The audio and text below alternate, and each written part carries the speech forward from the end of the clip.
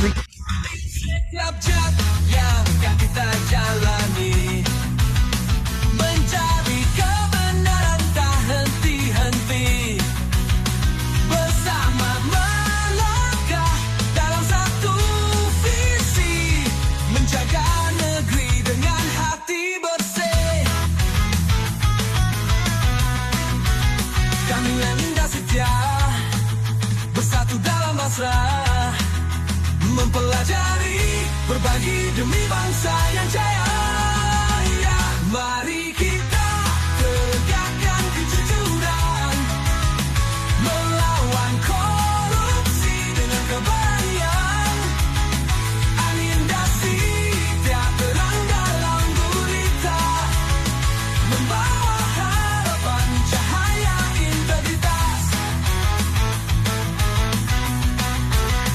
Dari berbagai penjuru kita bersatu, APIP, SPI dan semua.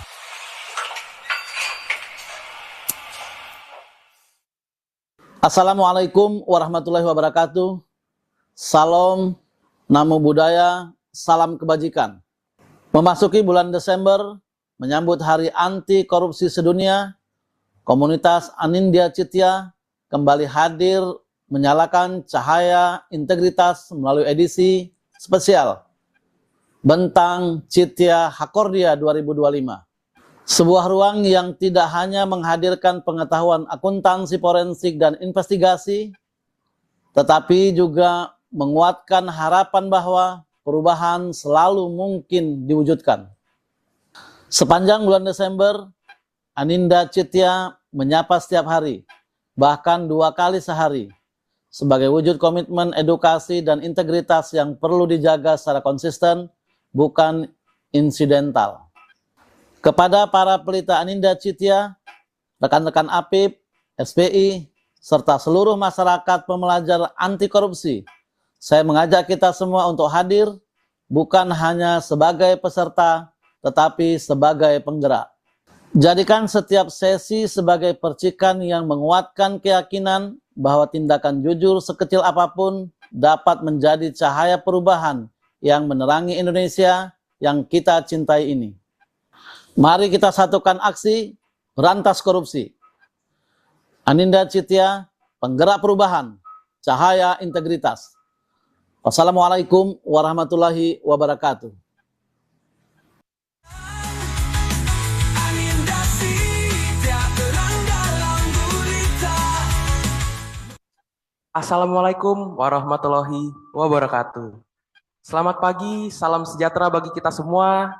Shalom, Om Swastiastu, Namo Buddhaya, salam kebajikan. Kami ucapkan terima kasih dan selamat datang kepada yang terhormat Kepala Perwakilan BPKP Provinsi Papua Barat, Bapak Eko Heri Winarno, AK, MAP, CA, CRMP, CRGP, CG, CAE. Lalu yang kami hormati Bapak Dr. Philip Wamafma, SH, MHum, selaku Ketua Komite 3 DPD RI dan Ketua STIH Manokwari. Sekaligus naracitya kita pada hari ini, Kepala Bagian Umum, jajaran Koordinator Pengawasan dan Subkoordinator di lingkungan Provinsi Papua Barat. Serta tak lupa yang teristimewa, Bapak Ibu tamu undangan dan mahasiswa yang berkenan hadir. Baik yang telah hadir secara luring di Aula BPKP Perwakilan Provinsi Papua Barat maupun daring di kedudukannya masing-masing. Khususnya mahasiswa dari Universitas Papua, Politeknik Pembangunan Pertanian Manokwari, Universitas Muhammadiyah Papua Barat, dan Sekolah Tinggi Ilmu Hukum Manokwari. Mari kita memanjatkan puji syukur kehadirat Tuhan Yang Maha Esa atas berkat dan anugerahnya kita dapat berkumpul di tempat ini. Senang sekali rasanya saya Mino bisa memandu rangkaian kegiatan tayang bincang Aninda Citya ke-42 tahun 2025. Pada hari ini, Rabu 17 Desember tahun 2025. Dengan topik Unmasking Fraud, mengurai gratifikasi, suap, dan implikasinya dalam perspektif pembangunan daerah. Bapak Ibu hadirin, keynote speech sekaligus membuka secara resmi kegiatan kita akan disampaikan oleh Kepala Perwakilan BPKP Provinsi Papua Barat, Kepada Bapak Kepala Perwakilan dengan kasih kami persilakan.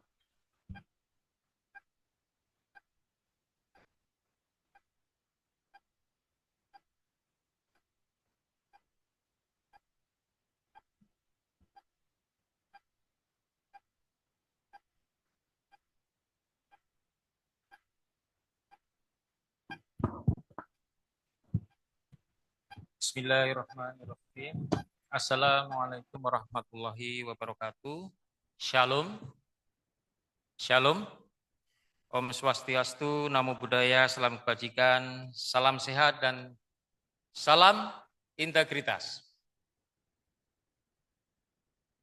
Yang kami hormati Bapak Dr. Philip Wamafma, SH MHum, Ketua Komite 3 DPD RI sekaligus Ketua Sekolah Tinggi Ilmu Hukum Manokwari.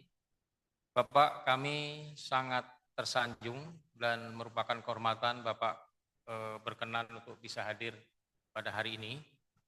Terima kasih atas kehadiran Bapak pada hari ini. Kemudian yang saya hormati Bapak Ide Juang Humantito, SEME, PhD, Sefra, CCIP, selaku Direktur Bidang Investigasi 4 BPKP Pusat yang hadir secara daring. Kemudian para peserta tayang bincang, barangkali Bapak-Bapak Kepala Perwakilan, Ibu Kepala Perwakilan BPKP yang menyempatkan hadir, kemudian para inspektur, APIP, akademisi, serta teristimewa adalah adik-adik kami mahasiswa dari Sekolah Tinggi Ilmu Hukum Manokwari. Mana ya kalau boleh? Oh ya, yang merah ya. Kemudian Unipa, oke. Universitas Muhammadiyah Papua Barat, serta Politeknik Pengembangan Pertanian Manokwari. Yang saya banggakan, memang sengaja kami mengundang adik-adik mahasiswa agar lebih mengenal apa sih BPKP, apa tugas-tugas BPKP. Ya. Pertama, puji syukur marilah kita panjatkan kehadirat Tuhan Yang Maha Esa, karena atas rahmatnya kita pada hari ini dapat mengikuti tayang bincang Aninda Citya, ya, episode yang ke-42 tahun 2025 dalam keadaan sehat dan penuh semangat. Hadirin yang berbahagia, tayang bincang Aninda Citya, ini saya mau jelaskan apa sih gitu ya. Itu seperti tadi disampaikan Bapak Deputi Investigasi BPKP, adalah sebuah acara diskusi yang diselenggarakan oleh BPKP Pusat dan kami perwakilan melalui komunitas Aninda Citya. Aninda Citya itu bahasa Sanskerta, artinya kebajikan dan ilmu pengetahuannya, kalau nggak salah ya, Pak Kesia. Tujuannya adalah untuk mendiskusikan, membahas isu-isu pencegahan korupsi, ya. Audit, investigasi, edukasi, integritas secara edukatif dan inspirasi. Nah, tema yang kita angkat hari ini, tadi sudah disebutkan, unmasking fraud, mengurai gratifikasi, suap, dan implikasinya dalam perspektif pembangunan daerah. Kalau kita mengikuti Aninda Citya 1 sampai dengan episode 41 dan tahun-tahun sebelumnya, termasuk kami di sini pernah bulan berapa ya, itu banyak mengangkat memang kasus-kasus ya, kasus-kasus korupsi yang pernah terjadi, penyebabnya dan bagaimana kemudian solusi untuk kedepannya. Namun pada hari ini ya, kita kembali seolah-olah dengan tema ini kembali kepada kembali kepada 0 kilometer lah gitu ya, kepada pemahaman atas fraud itu sendiri. Bapak Ibu sekalian, fraud itu punya 3 bentuk gitu ya. Yang pertama apa? Korupsi. Ini yang sering kita kenal. Yang kedua, penyalahgunaan aset. Yang ketiga adalah manipulasi laporan keuangan. Yang 2 hal ini tidak banyak yang orang tahu. Orang taunya fraud itu adalah korupsi. Nah, korupsi sendiri itu kalau kita ikutin undang-undang pemberantasan korupsi itu ada 7 jenis. Kalau mengacu merefer ke teori-teori banyak gitu ya. Definisinya silakan dicari. Nah, Menurut Undang-Undang Pemberantasan Korupsi itu ada 7 jenis, 2 diantaranya adalah terkait dengan yang kita bahas, yaitu gratifikasi dan suap. Nah, fraud ini yang 3 bentuk tadi itu sering hadir tidak secara terang-terangan. Namun dalam beberapa kasus yang kami tangani di Papua Barat ini beda. Ya, mereka terang-terangan di sini, artinya sangat telanjang gitu ya, mudah untuk dikenali, mudah untuk diidentifikasi, sehingga mudah untuk ditindak. Tapi dalam bentuknya yang sekarang ini fraud itu sangat sangat susah ya, sangat susah, sehingga di sini dikatakan hadir tidak secara terang-terangan. Ia tersembunyi dalam relasi kekuasaan, nanti akan disampaikan oleh narasumber, budaya dan kebiasaan yang kerap dianggap wajar. Bahkan mungkin ya, secara tanpa kita sadari, kita di sini menganggapnya sebagai sebuah hal yang wajar. Fraud dalam konteks yang akan kita bahas, gratifikasi dan suap itu dinormalisasi ketika kecurangan, jadi fraud itu kan curang, sikap curang. Kecurangan ini disosialisasikan sebagai sebuah kebiasaan. Kemudian dirasionalisasi sebagai sebuah pembenaran. Dan akhirnya, yang ini yang bahaya, diinstitusionalisasi sebagai atau menjadi sebuah sistem. Nah, ini yang bahaya. Nanti akan dikupas mungkin oleh narasumber. Gratifikasi dan suap kerap dibungkus sebagai tanda terima kasih atau demi kelancaran. Hadirin yang saya hormati, dalam perspektif pembangunan daerah, fraud bukan hanya persoalan hukum semata, tetapi persoalan moral masa depan generasi bangsa kita. Di Papua Barat, toleransi sekecil apapun terhadap gratifikasi dan suap akan berdampak besar pada pemerataan pembangunan menjadi terhambat. Kebijakan tidak lagi memihak kepada rakyat dan kepercayaan publik kepada pemerintah akan lemah. Adik-adik mahasiswa yang saya banggakan, kalian adalah generasi penerus dan penjaga integritas masa kini dan masa depan. Integritas tidak diuji oleh keputusan besar semata, tetapi oleh kompromi kecil yang terus-menerus dibiarkan. Jadi memahami gratifikasi dan suap berarti berani menghentikan normalisasinya sejak awal, menjadi modal penting untuk membangun karakter anti korupsi sejak dini. Integritas bukan hanya soal aturan, tetapi soal keberanian untuk berkata tidak pada praktek yang menyimpang dan telah dianggap biasa. Hadirin sekalian, mengurai fraud bukan tugas satu institusi, misalnya BPKP, bukan hanya tugas kami. Dan membangun daerah berintegritas bukan pekerjaan satu generasi. Diperlukan kolaborasi dari kita semua, pemerintah, pengawasan yang kuat, dunia akademik, serta masyarakat, termasuk mahasiswa, yang dilakukan secara telaten, tidak kenal lelah, terus-menerus, dan berkelanjutan. Nah, melalui tayang pincang ini, saya berharap kita memperoleh pemahaman yang lebih jernih, kesadaran yang lebih kuat, serta komitmen bersama untuk menolak fraud dalam bentuk apapun, serta segala normalisasinya demi pembangunan daerah yang adil dan berkelanjutan.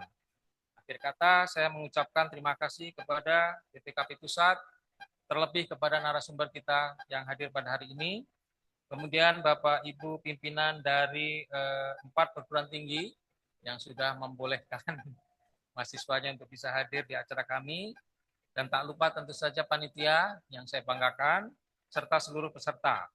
Mari bersama BPKP kita kawal pembangunan Indonesia, khususnya Papua Barat. Terima kasih. Wassalamualaikum warahmatullahi wabarakatuh. Shalom, Om Santi, Santi, Santi Om. Selesai.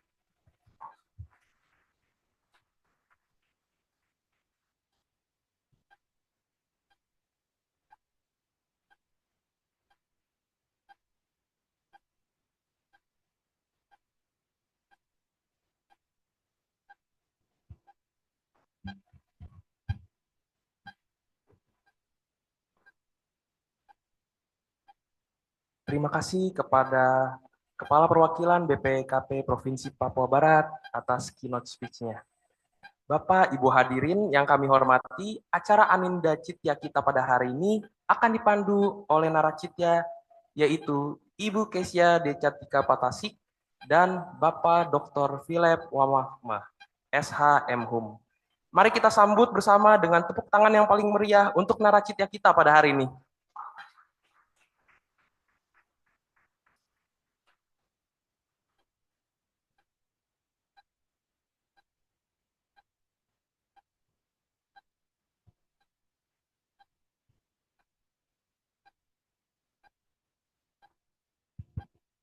Selamat pagi dan salam integritas untuk kita semua. Saya Kesha akan memandu jalannya diskusi kita pada hari ini.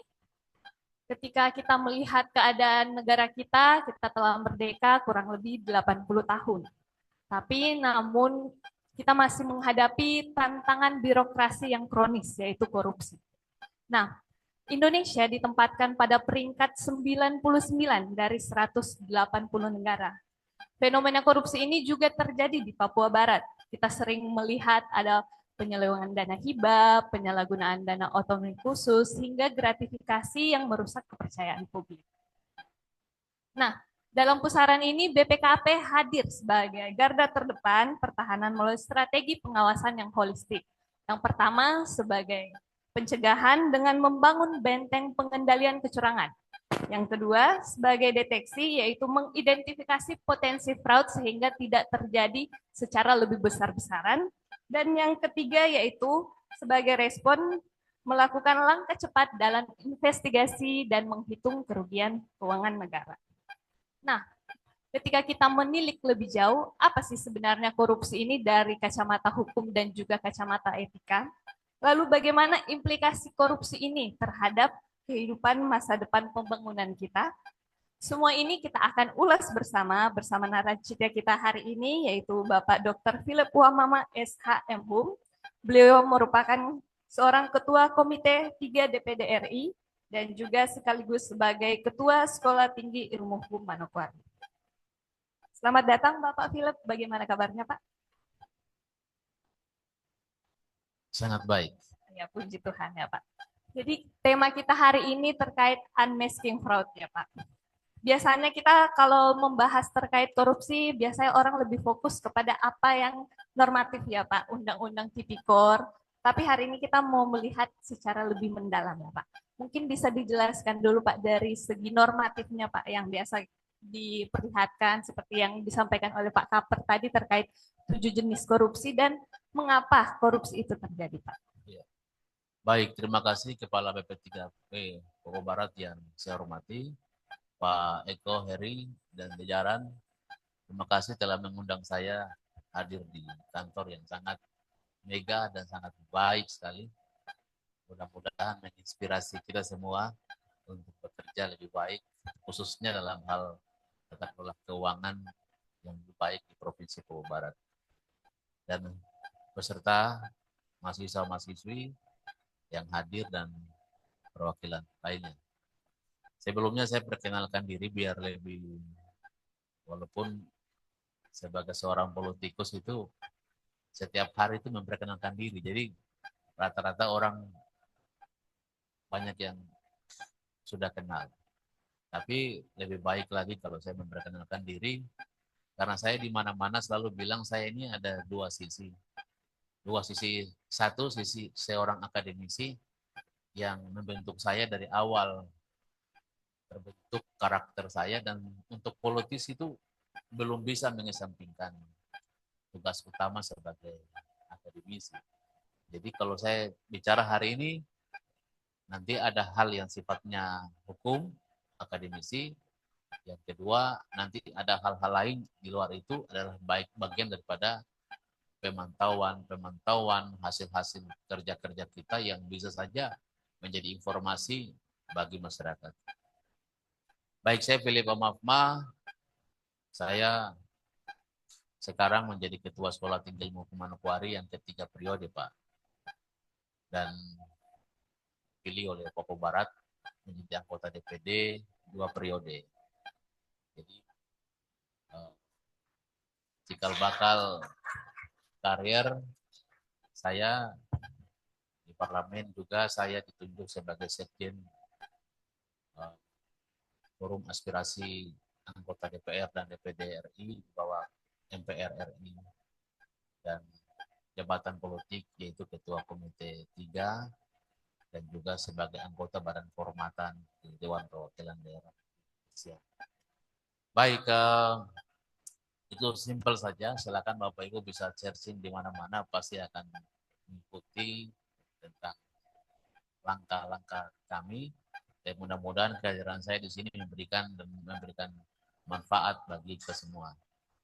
Bapak semua, sebenarnya bicara tentang korupsi ini bukan baru saat ini ya. Di era kita di zaman 21 ini baru kita bicara, tapi di zaman Babilonia, di zaman-zaman sebelum Masehi itu sudah ada aktivitas korupsi. Jadi korupsi itu kita tarik kesimpulan dengan kasus, dengan peristiwa pada masa Babilonia, masa Romawi, baik di negara-negara seperti Tiongkok dan lain sebagainya. Ini kan mencerminkan bahwa sebenarnya ini telah terjadi, peristiwa yang sudah ada. Peristiwa ini sudah ada dan itu berlaku sangat lama. Mungkin modelnya yang beda-beda. Kalau zaman dulu itu lebih kepada korupsi hasil UPT, pajak, dikumpul, dikorupsi, diambil, tidak digunakan untuk kepentingan rakyat. Atau misalnya keputusan yang diubah oleh juris pada masa-masa itu. Itu cara-cara. Zaman sekarang ini kita lihat di zaman kita saat ini kan sudah beda. Ya, pajak dikorupsi dengan cara-cara yang beda. Atau APBD dikorupsi dengan cara sudah semakin canggih ya. Maka lahirlah lembaga-lembaga untuk mencegah anti korupsi. Termasuk jalannya juga adalah lembaga Badan Perwakilan BPK yang ada di Papua Barat. Ini kita lihat bahwa ternyata memang skema korupsi ini tidak bisa diberantas. Nah, kalau di Korea Utara itu korupsi itu langsung penegasan khusus, hukuman mati. Nah, kalau kita di Indonesia, hukuman mati itu bertentangan dengan konstitusi juga, hak asasi manusia dan lain sebagainya. Apalagi kalau pemilihan presiden secara langsung, isu hukuman mati korupsi itu bisa jadi kalah pemilu karena melibatkan banyak orang. Ini kemungkinan ya, bukan pasti kemungkinan. Nah, jadi memang korupsi yang kita bahas ini sebenarnya ruang lingkupnya atau kita bicara kembali ke belakang ini sudah sangat lama. Tetapi bagaimana dengan kondisi hari ini? Korupsi hari ini. Konstitusi kita kan sudah memberikan elemen-elemen lembaga termasuk KPK, kejaksaan, kepolisian, dan juga institusi-institusi pengawasan keuangan lainnya. Semua udah clear. Tapi timbul pertanyaan dalam riset hasil yang dipublikasikan beberapa hari yang lalu, lembaga-lembaga negara yang korupsi itu justru ada di bawah institusi-institusi yang menyelenggarakan penegakan hukum. Itu. Jadi kalau kita lihat lembaga penegakan hukum kita ternyata hal itu tidak mencerminkan tentang tujuan daripada terbentuknya lembaga-lembaga hukum. Hakim kita tertangkap tangan juga gratifikasi terkait dengan hukuman pengadilan. Kejaksaan, jaksa kita juga sama. Kepolisian juga sama. Jadi sebenarnya kasus-kasus korupsi itu yang sekarang kita pikir itu adalah bagaimana agar instrumen-instrumen negara itu yang paling utama bukan rakyatnya, tapi instrumen-instrumen negara itu yang paling utama mengimplementasikan tentang penegakan, pelaksanaan semua kebijakan yang betul-betul tidak berdampak pada korupsi, kolusi, dan nepotisme. Itu dulu.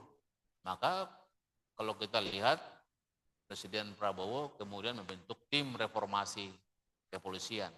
Dan kita dorong juga ada reformasi kejaksaan, ada reformasi kehakiman, pengadilan. Gitu. Karena sebagus apapun undang-undang kita, tetapi sepanjang implementasi praktek-praktek ini tidak dilaksanakan dengan baik, maka tentu berdampak buruk terhadap integritas penyelenggaraan pemerintahan yang baik, bersih, dan lain sebagainya. Mahasiswa-mahasiswa sekalian, Bapak Ibu peserta dan Pak Kepala BPKP Papua Barat. Selanjutnya, dari sisi kelembagaan yang tadi telah saya sebutkan, yang kedua adalah faktor kearifan lokal. Nah, saya lebih turun sedikit ke Papua. Kita punya kearifan lokal di Papua yang sangat bagus terkait dengan anti korupsi. Itu kalau dihidupkan, itu mantap. Contoh, ya, saya bilang contoh. Kalau penjualan tanah, ya, kalau ada penjualan tanah itu sifatnya hak ulayat. Jadi kalau 1 miliar dibayar, maka kepala suku itu akan bagi habis kepada semua orang yang punya hak. Sampai kepada anak cucu pun dibagi walaupun nilainya sedikit. Supaya apa? Supaya tidak ada menciptakan bahwa oh kami tidak dapat dan lain sebagainya. Kepala suku kalau kemudian tidak memberikan hak kepada keluarga-keluarga yang lain, ada sanksinya. Sanksinya apa? Selain ada upaya untuk segera membayar, yang paling besar adalah paling terjadi pembunuhan. Kepala suku pasti bisa mendapat sanksi-sanksi yang lebih berat. Ini kearifan lokal anti korupsi. Ini anti korupsi menurut saya. Jadi tidak ada ruang untuk kepala suku, bahasa kita di sini adalah makan sendiri. Ambil, beda dengan dana desa. Kalau dana desa, kepala kampung ambil, hilang sendiri. Kemana-mana. Tapi kalau anggaran yang bayar hak ulayat, itu pasti dibagi semua. Kalau tidak, pasti masalah. Dan rata-rata kepala suku kita melaksanakan itu dengan baik. Itu dari sisi kearifan lokal kita yang saya lihat memiliki potensi. Kalau kita lebih dalam lagi, lebih ke wilayah-wilayah yang ada di pedalaman dalam hal kearifan lokal. Caranya gini, kalau Anda ingin rumah saya, ambil, tidak masalah. Tapi dengan catatan, kamu bangun rumah yang sama, modelnya sama, dan lain sebagainya. Ini artinya juga ada pengembalian yang sama dan serupa. Itu. Jadi kearifan lokal kita itu mengarahkan kepada mengembalikan nilai yang sama atau serupa. Sama kalau kita bicara korupsi, ketika hakim memutuskan, pasti disita kembali semua barang-barang. Jadi nilai-nilai kearifan lokal kita di Papua ini bisa bermanfaat untuk kepentingan peningkatan atau keadilan dalam melaksanakan tindak atau pengawasan atau implementasi tentang tindak pidana korupsi yang ada di Papua. Bapak sekalian, saya dari aspek konstitusi, aspek sejarah, aspek konstitusi kita, dan juga aspek kearifan lokal kita. Sekarang yang keempat adalah bagaimana, apa yang harus kita lakukan. Bagaimana yang bisa kita lakukan. Yang pertama dalam konteks sejarah. Dalam konteks sejarah, maka kita harus memahami bahwa korupsi itu telah ada sebelumnya. Bahwa bukan masalah undang-undang yang menjadi problem, tapi terkait dengan nilai-nilai yang tertanam dalam kehidupan kita. Nilai-nilai. Nilai-nilai itu terkait antara hubungan manusia dengan Tuhan. Semua orang, kita semua pejabat negara khususnya, itu ketika diambil sumpah, kita semua bersumpah atas nama Tuhan. Di kepala juga sama ya, kita semua sumpah janji itu atas nama Tuhan. Agar melaksanakan kewajiban sebagai pejabat itu sesuai dengan peraturan perundang-undangan.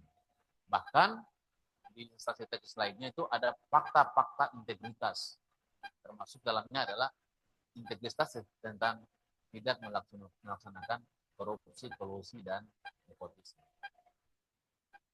Jadi bukan salah siapa-siapa, tapi kembali kepada karakter kita sebagai bangsa yang besar. Kita punya Pancasila yang sangat kuat sekali. Kita punya undang-undang yang sangat kuat sekali. Kita punya instrumen-instrumen penanggung yang sangat kuat sekali. Tetapi kalau tidak berdasarkan nilai-nilai kehidupan yang utuh antara manusia dan Tuhan, maka peraturan perundang-undangan kita hanya sebuah buku yang tersimpan rapi di perpustakaan. Tidak bisa diimplementasikan. Nah, yang kedua, tentang bagaimana implementasi nilai kearifan lokal tentang pencegahan korupsi kolusi di Papua, khusus Papua Barat. Dengan nilai-nilai kearifan lokal tadi, kita kaitkan dengan nilai-nilai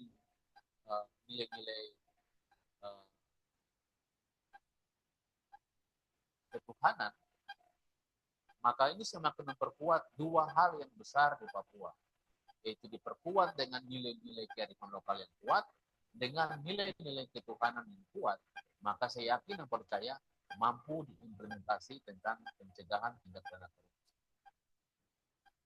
Apalagi dengan didukung dengan norma-norma hukum yang baik, pikir Papua ini akan condong lebih baik pemberantasan korupsi dibandingkan dengan negara lain.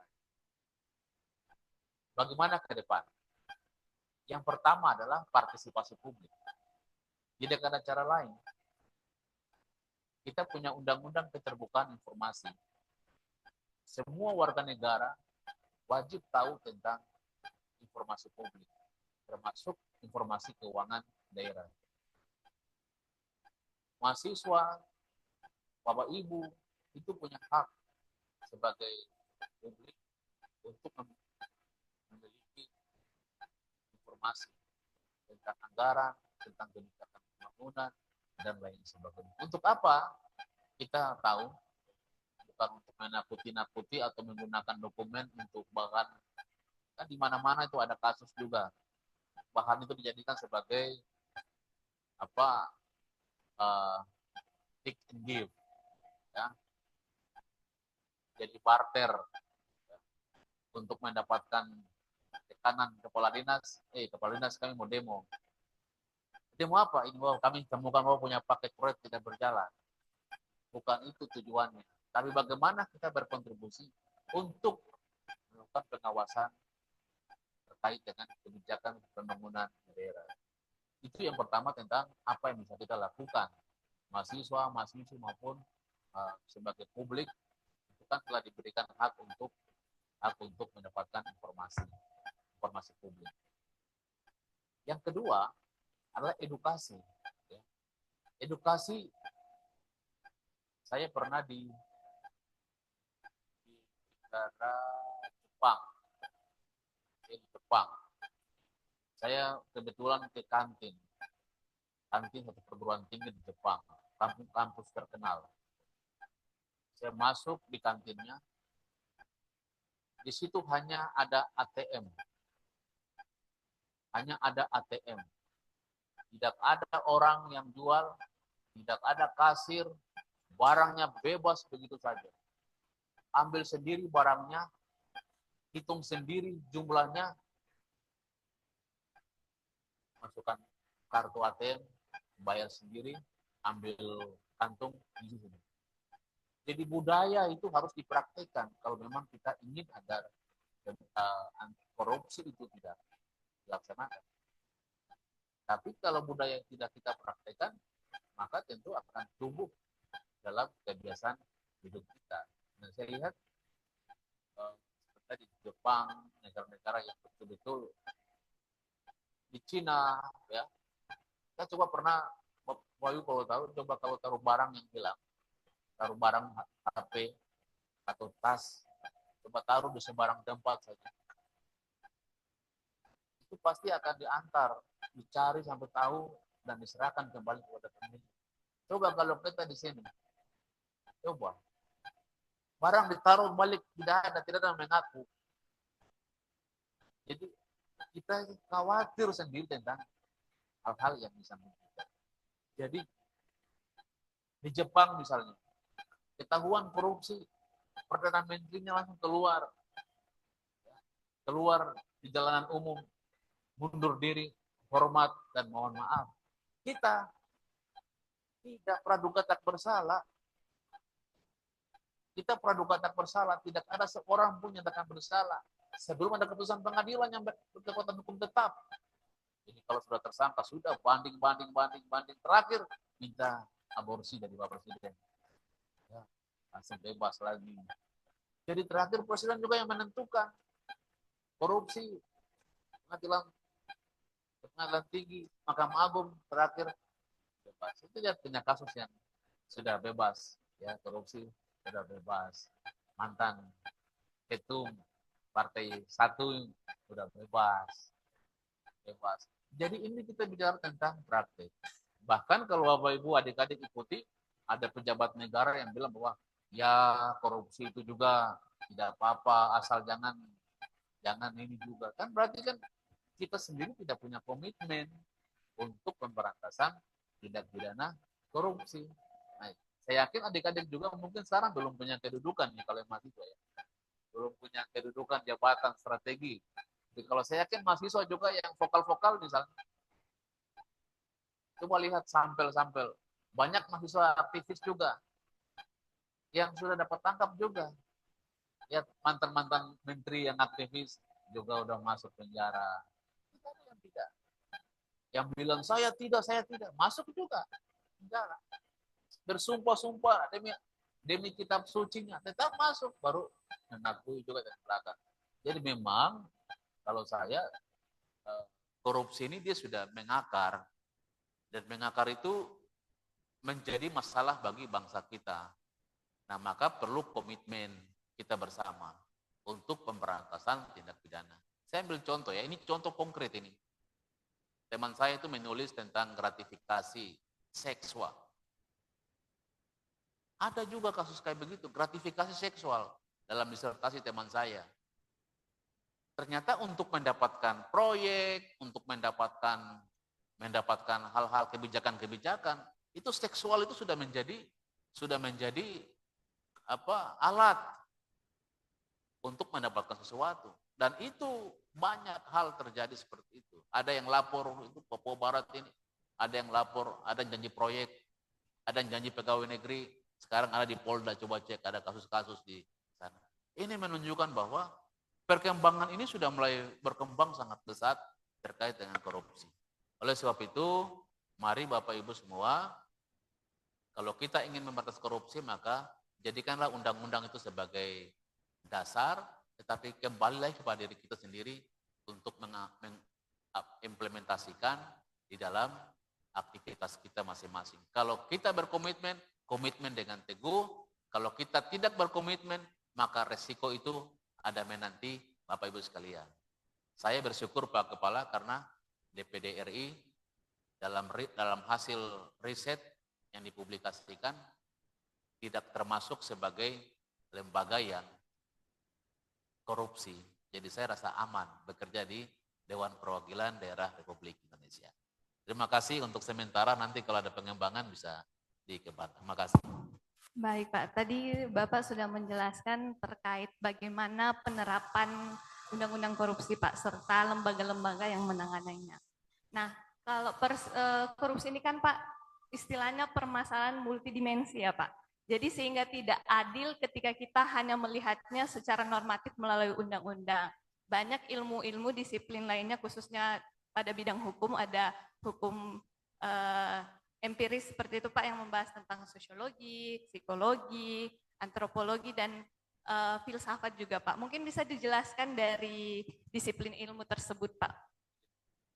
Baik, sebenarnya contoh ya norma-norma sosial kita ya. Sebenarnya sudah sangat kuat sebenarnya kalau kita mampu mempraktekkan itu. Saya ambil contoh ya, norma agama ya. Norma agama itu sudah dengan tegas sekali mencuri atau mengambil barang milik orang itu sudah dosa. Dan kalau ajaran saya Kristen, dosa itu adalah hukumannya kematian. Nah, tapi karena sanksinya itu nanti sanksinya pada akhirat nanti, maka sudahlah nanti besok yang umat Kristen hari Minggu nanti ke gereja berdoa, selesai dosanya diampuni Tuhan. Jadi besok lagi bisa mulai lagi yang baru lagi kan. Hari Senin sampai dengan Sabtu lakukan saja, nanti Minggu ke gereja misalnya berdoa, ampun dosa diampuni. Jadi sanksi. Nah, jadi sebenarnya kalau kita ingin kalau saya punya pendapat itu tanpa undang-undang saja, norma-norma ini sudah cukup. Ya, sudah cukup untuk membentuk kita. Tapi Bapak Ibu semua, kita belajar daripada Nabi Adam dan Hawa itu. Ya, dari sana juga kita udah bisa gambarkan. Ya. Udah dilarang itu. Bukan undang-undang yang larang.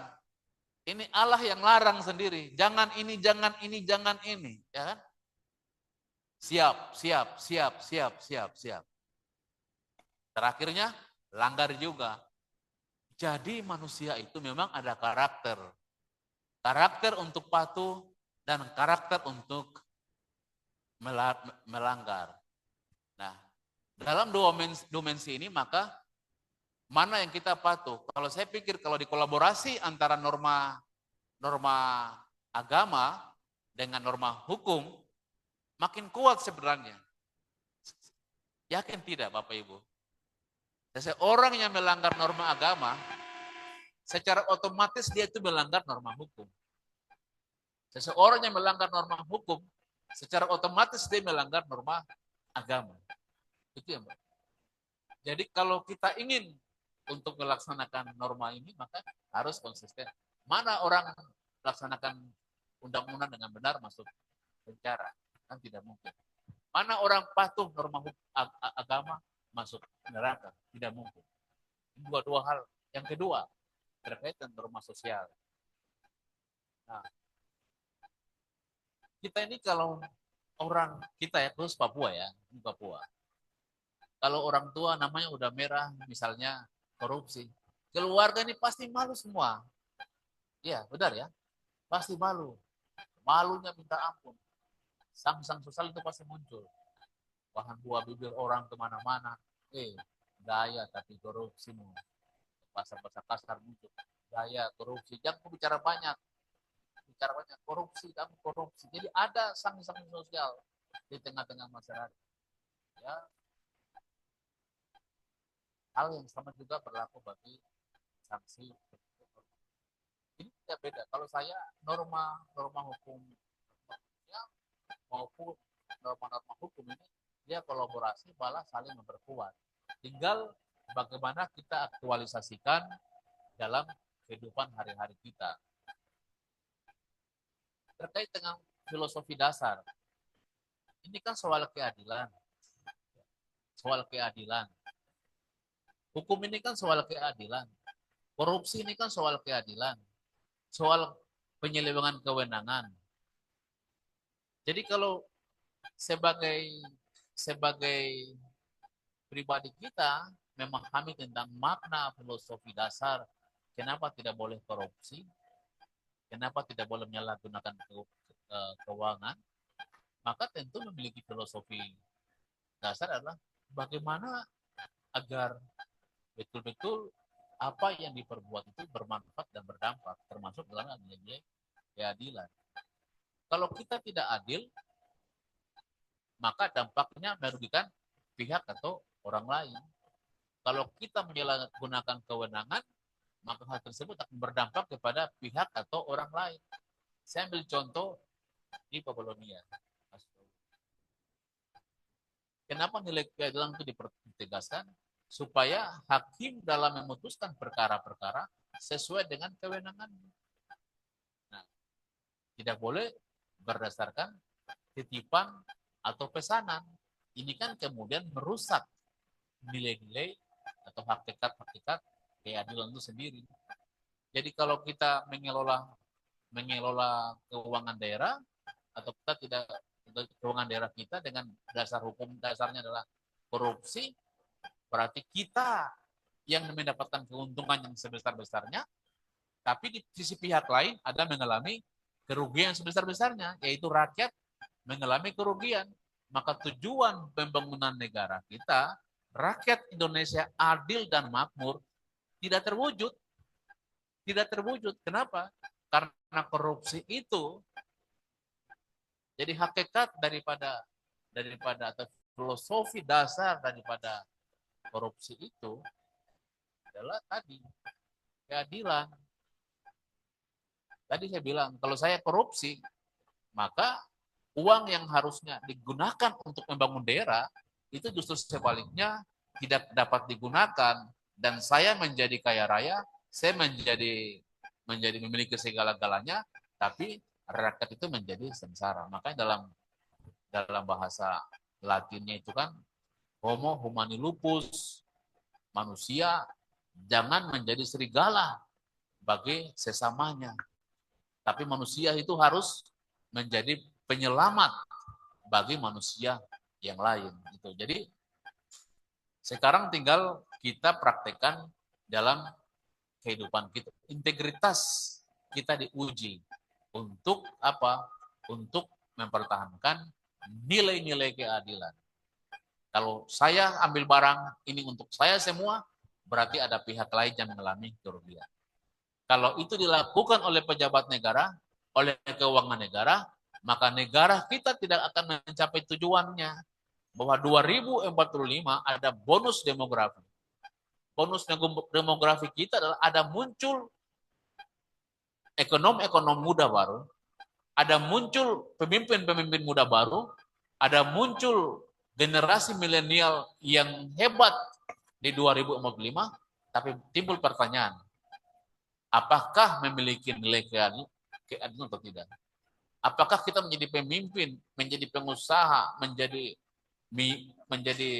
memanfaatkan bonus demografi kita, atau sebaliknya?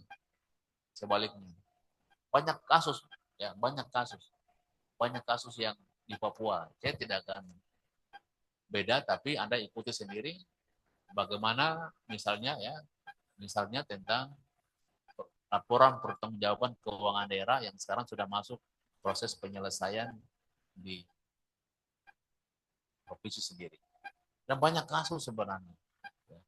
Jadi Pak Kepala, saya tanya kepala dinas-dinas, mereka bilang, kita sekarang takut, Pak. Sekarang takut untuk ini. Kenapa takut? Kalau Anda punya hati yang baik, Anda kelola dengan yang baik, jalan semua. Tapi kalau sudah ada ketakutan, berarti ada sesuatu yang perlu dipertanyakan. Saya pikir itu ya. Terima kasih Pak. Saya jadi menarik nih Pak, terkait pernyataan Bapak ketika kita menyatukan 3 disiplin ilmu tadi, filosofi, normatif, dan empiris ini. Kalau misalnya dari filosofi itu lebih ke etika ya Pak, jadi nilai keadilannya tercapai. Sedangkan dari normatif bagaimana ada kepastian hukum di dalamnya, dan empiris bagaimana kita melihat efektivitas kemanfaatannya bagi masyarakat. Nah, sehingga dengan ketika kita mau memberantas korupsi, kita harus melibatkan ketiga unsur ini, Pak. Nah, selanjutnya, Pak, kita Indonesia ini kan budayanya syarat akan suka memberikan, Pak. Nah, tapi kadang rentan untuk terjadi penyelewengan di dalamnya, Pak. Jadi mengacu pada nilai-nilai etika Pancasila, khususnya keadilan sosial dan kemanusiaan yang adil dan beradab, di mana garis tegas yang harus kita tarik agar pemberian itu masih wajar untuk diterima, khususnya sebagai ASN, sebagai pejabat negara, Pak. Iya, sebenarnya kan yang dikhawatirkan itu pemberian yang bersumber daripada korupsi. Atau pemberian itu dalam rangka gratifikasi karena punya tujuan tertentu, memberikan sesuatu hadiah, dan hadiah itu mempengaruhi suatu keputusan.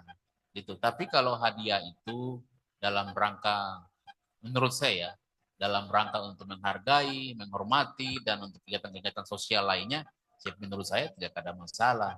Kalau saya sebagai anggota DPD RI memberikan sumbangan kepada kegiatan-kegiatan sosial, itu mungkin masuk akal karena kewajiban saya sebagai wakil rakyat untuk memberikan dampak bagi masyarakat. Tapi kalau saya punya materi, saya berikan kepada KPU misalnya, kepada Bawaslu misalnya, dikhawatirkan jangan-jangan memiliki kepentingan supaya KPU dan Bawaslu itu pada saat pemilu nanti mengamankan suara saya, memberikan dukungan sistem yang kuat untuk saya dapat suara. Itu kan tidak boleh. Artinya kita harus membedakan kepada siapa kita memberikan semacam hadiah, tapi hadiah juga yang tidak memiliki nilai yang mengkhawatirkan. Kalau saya memberikan bantuan kepada satu kegiatan sosial dengan bantuan yang melampaui sumber penghasilan, itu dipertanyakan, kok anggota DPD bisa memberikan hadiah 1 unit pesawat, bisa memberikan 1 unit rumah, bisa memberikan, berarti kan dihitung, Bapak ini pasti akan hitung ini. Oh, gajinya berapa, ini berapa. Wah, tidak mungkin, berarti ada kekhawatiran atau kecurigaan bahwa itu bersumber dari hasil yang tidak halal. Jadi kalau saya tergantung ruang lingkupnya. Saya mendukung sepenuhnya untuk pencegahan korupsi itu dimulai dengan tidak memberikan hibah atau bantuan yang bersumber daripada hasil korupsi. Tapi juga tidak memiliki tujuan agar pemberian itu berdampak pada pengalihan keputusan publik. Nah, tapi ada 2 hal yang harus dibedakan juga. Beda dengan misalnya sumber keuangan yang bukan berasal daripada anggaran pendapatan belanja negara atau anggaran pendapatan belanja daerah. Atau dalam hal komposisi dan posisi. Kalau seorang pejabat-pejabat negara, ya otomatis mengelola keuangan daerah.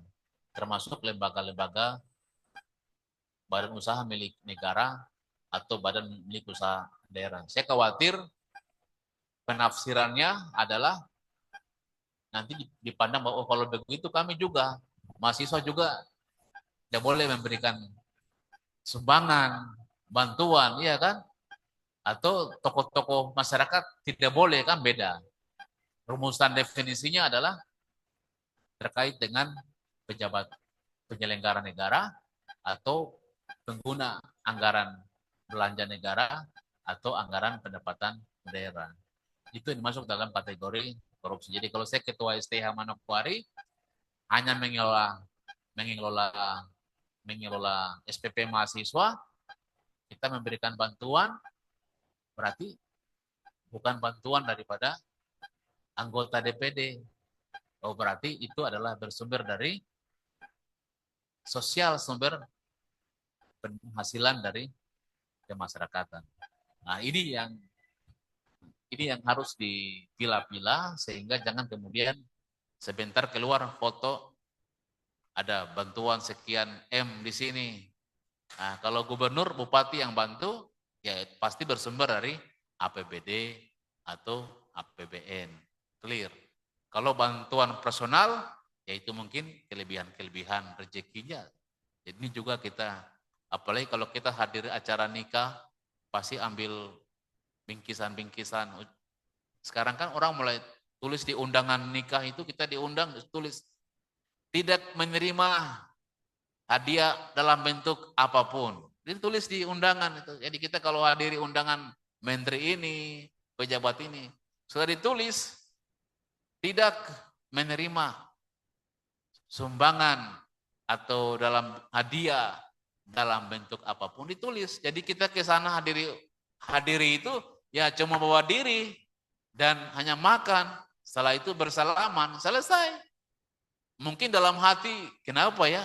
Kenapa baru sekarang? Coba dulu kita nikah dari dulu biar undang-undangnya tidak ini. Tapi ya itu. Ya, katakan takut dikasih hadiah nikah, dibuka ada surat titipan, Pak, ini hadiah nikahnya harganya 30 miliar, Pak. Jamnya 30 miliar atau 100 miliar. Besoknya proposalnya ke kantor. Pak, minta maaf, saya sudah lihat lelang proyek ini, saya titip proposal saya juga, Pak, mudah-mudahan dapat paket proyek. Malu hati, budaya kita ini kan budaya malu. Karena budaya malu, orang sudah memberi kita, menghargai kita dengan hadiah yang sangat besar, kita juga malu untuk tidak memberikan hal yang sama. Oh iya Pak, apalagi ya. Ini Pak paketnya di sini. Oh ya, siap. Itu makanya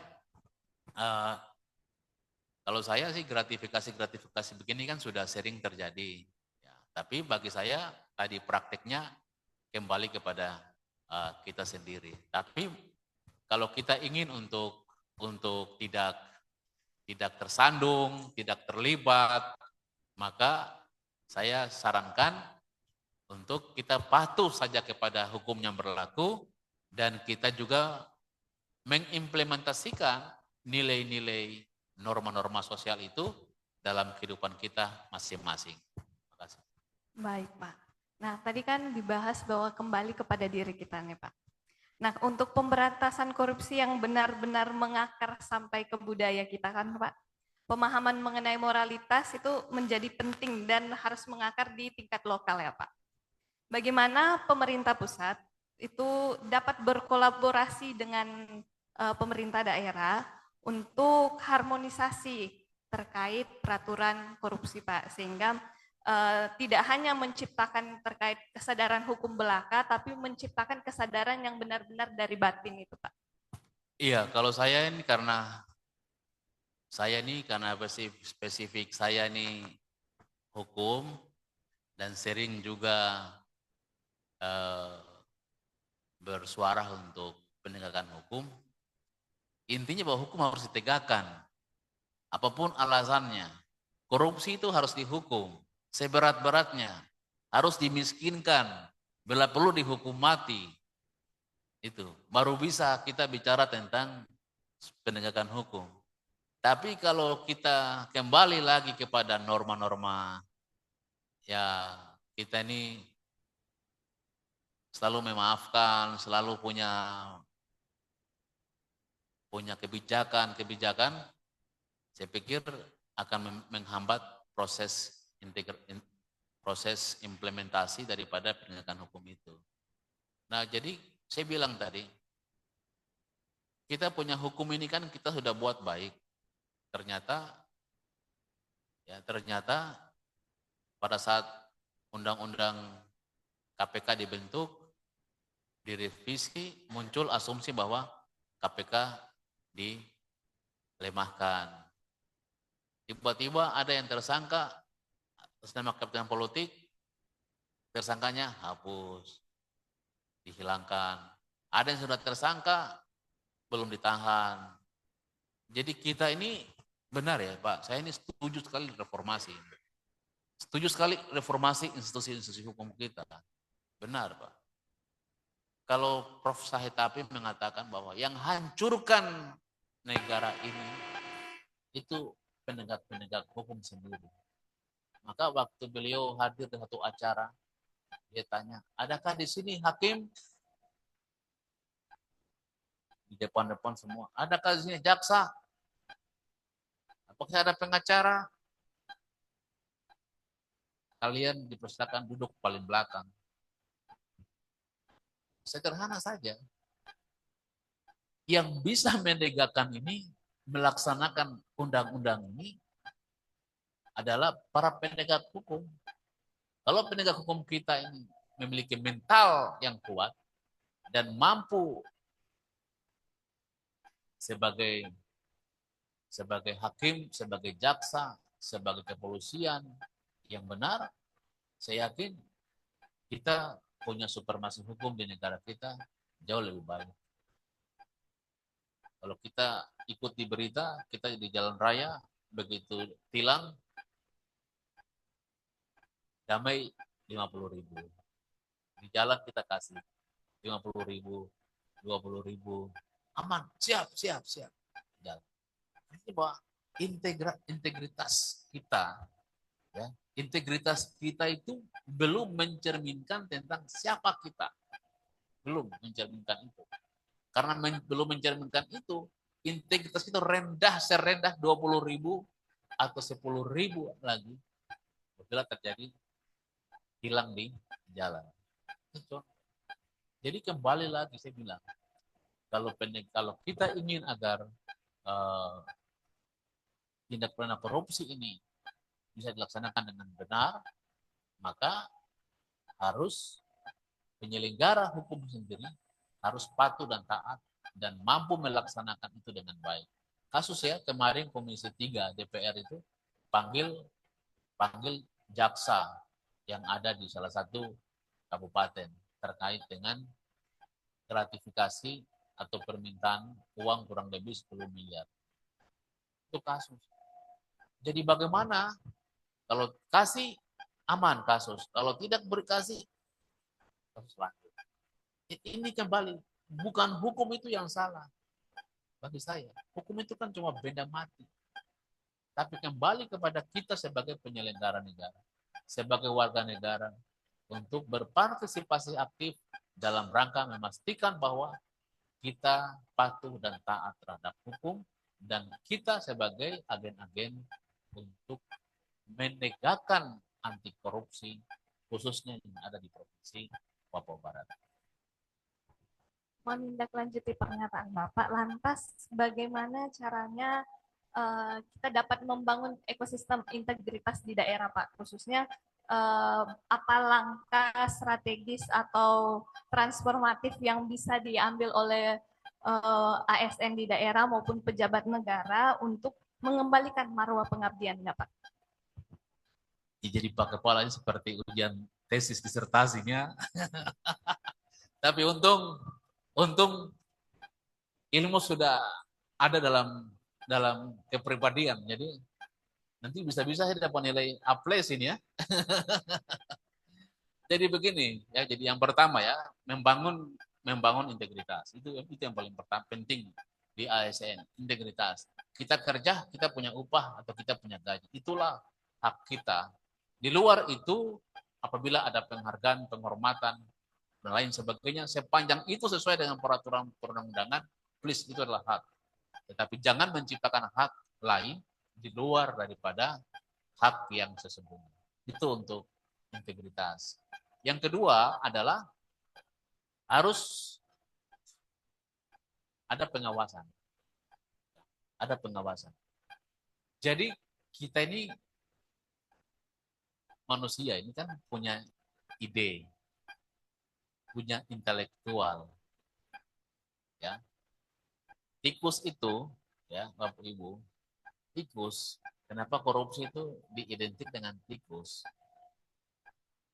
Sebagus rumah kita pun pasti ada tikus. Rumah yang buruk pun pasti ada tikus. Pasti. Tikus itu biar tutup sampai rapat seapapun, pasti ada celahnya untuk dia bisa masuk. Sama dengan korupsi ini, tidak ada yang tidak bisa. Pasti korupsi bisa dilakukan oleh siapapun, dimanapun. Kembali kepada integritas kita sendiri. Nah, jadi kita bangun integritas. Semua harus punya integritas. Yang kedua adalah kita harus punya tanggung jawab. Tanggung jawab kita adalah untuk kepentingan banyak orang. Kita diberikan amanah sebagai seorang ASN, seorang pejabat, kita punya tugas adalah bertanggung jawab untuk melaksanakan semua itu untuk kepentingan rakyat. Kalau kepentingan rakyat itu diutamakan, saya yakin bahwa kita pun akan mendapatkan rezeki dari sumber-sumber yang halal lain. Itu yang kedua. Yang ketiga adalah kita harus mampu untuk transparan. Ini yang paling penting. Transparansi terhadap semua hal yang dilakukan.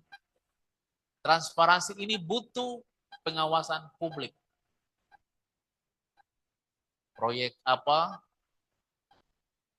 bikin papan namanya, proyek ini dikerjakan oleh siapa, anggarannya berapa, dan sampai kapan. Itu yang kecil, kita bilang. Supaya nanti orang lewat, oh proyek ini harga 1 miliar. Tapi kenapa aspal ini hujan begini sudah rusak? Oh, bagaimana caranya sebagai warga negara yang baik? Oh, saya lapor. Buatlah laporan untuk audit terhadap proyek APBN maupun APBD atau anggaran yang bersumber dari negara. Itu tugas pengawasan warga, masyarakat, sebagai kewajiban sebagai warga negara. Kalau tidak seperti itu, saya yakin dan percaya tidak ada sistem kontrol antara rakyat dan pemerintah. DPR sebagai wakil rakyat punya tugas pengawasan. Maka kalau saya, APBD-nya di bawah, dibeda, dianalisis, dikaji, baru dia berbicara. Tapi kalau DPR-nya juga diam, tenang, ya jangan tanya-tanya lagi. Pasti ada sesuatu yang membuat sampai ruang politik itu tidak dimanfaatkan untuk memberikan masukan, pengawasan, dan lain sebagainya. Jadi kontrol publik itu adalah kunci. Jika kita ingin juga sebagai aktivis anti korupsi di daerah, maka lakukanlah tugas kita sebagai warga negara, yaitu dengan memanfaatkan amanat undang-undang keterbukaan informasi agar menjadi agen perubahan anti korupsi di daerah. Kalau korupsi di daerah kita diberantas atau tidak ada, maka saya yakin rakyat di Papua tidak akan pernah miskin lagi. Keuangan daerah kita yang sangat besar, sumber daya alam kita yang sangat banyak ini, mampu memberikan kesejahteraan kepada rakyat. Tapi kalau anggaran kita yang sudah sedikit, dikorupsi lagi, pengawasan yang lemah di daerah, penegakan hukum yang lemah di daerah, kontrol publik yang rendah di daerah, jangan percaya Papua akan keluar dari zona kemiskinan ekstrim, bakal ketertinggalan dan keterbelakangan Papua dengan daerah-daerah lain di seluruh Indonesia. Luar biasa Pak pemaparan dari Pak Philip. Mungkin kita akan jeda sejenak Pak. Saya kembalikan kepada Pramuchitya.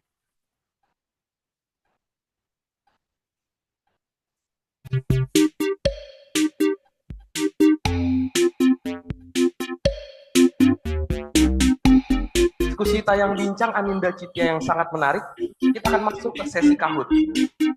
Silakan untuk para peserta untuk langsung join di web kami.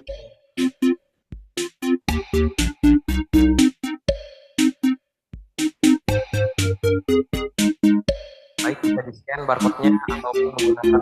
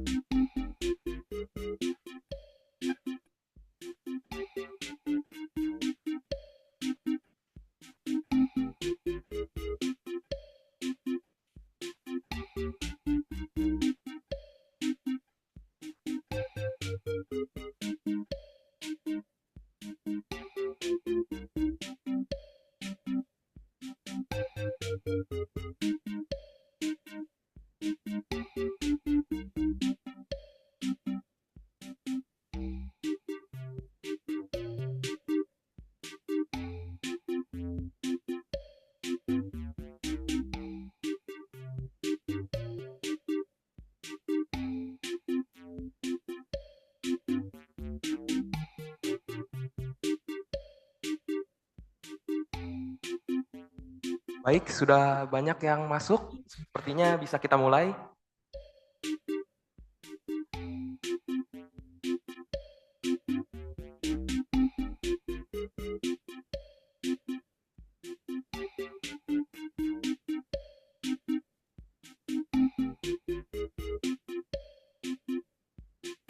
Baik, mulai.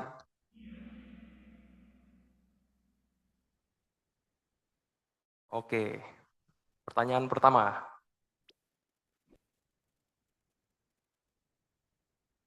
Apa itu arti kata fraud secara umum? Silakan dipilih yang dirasa paling tepat.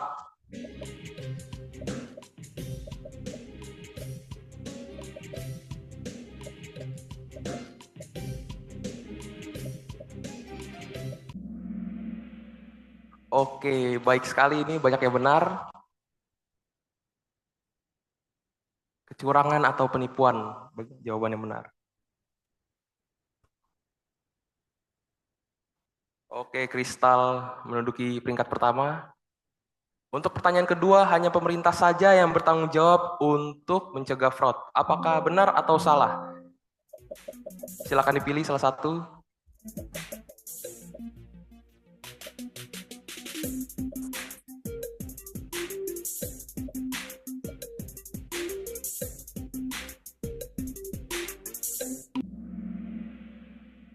Oke, salah ya.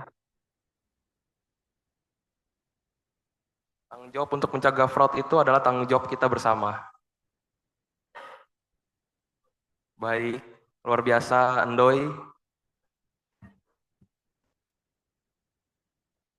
Oke, pertanyaan ketiga. Peran mahasiswa dalam pemberantasan fraud itu apa? Silakan dipilih salah satu.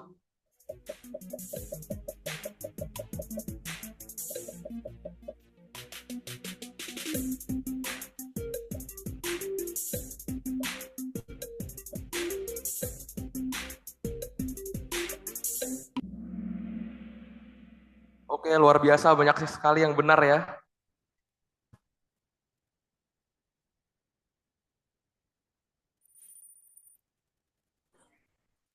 Luar biasa, Ndoy, masih juara satu. Ayo, Opung mungkin bisa balap. Baik, pertanyaan keempat, sikap apa yang paling tepat untuk mencegah fraud?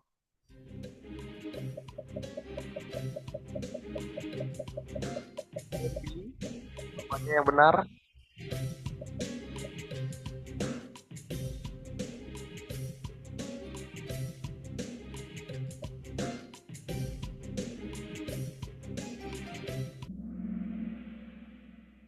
Oke, luar biasa. Mayoritas benar ya, bersikap jujur.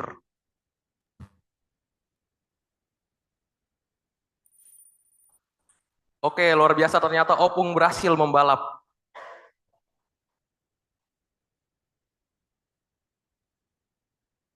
Oke, pertanyaan kelima. Fraud biasanya dilakukan dengan tujuan untuk mendapatkan keuntungan pribadi. Apakah benar atau salah?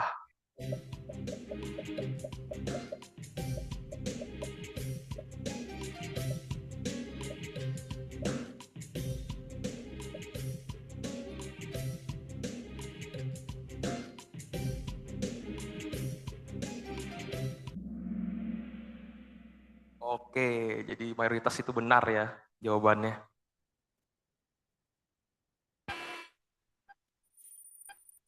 Oke, Opung dibalap oleh Wandi Oke. Pak Kristal bisa membalapnya lagi. Baik, pertanyaan keenam. Contoh sikap berintegritas adalah, silakan dipilih.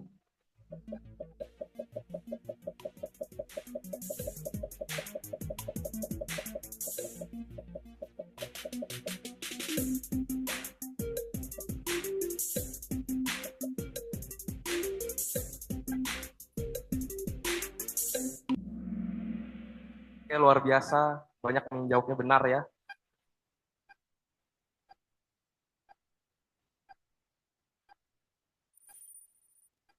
Oke, Wandi oke masih menjadi peringkat pertama. Luar biasa. Pertanyaan ketujuh.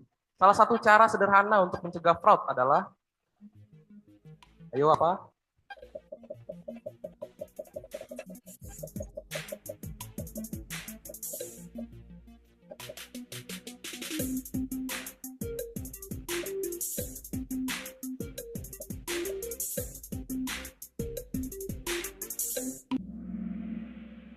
Oke, berani berkata tidak pada kecurangan. Luar biasa, banyak yang benar ya. Oke, Wandi oke masih menjadi peringkat pertama. Pertanyaan ke-8, tebaklah gambar berikut.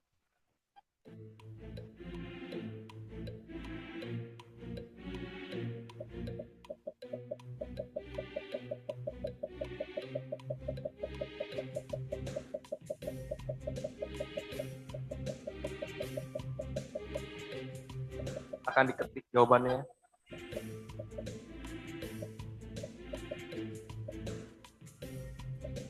Lima, 4, 3, 2, 1. Oke, curang ya jawabannya. Luar biasa, ada 111 partisipan yang menjawabnya dengan benar. Wandi oke dibalap oleh Sits. Oke, pertanyaan ke-9. Mengapa bersikap jujur penting dalam kehidupan sehari-hari? Mari dipilih jawaban terbaik menurut rekan-rekan, saudara.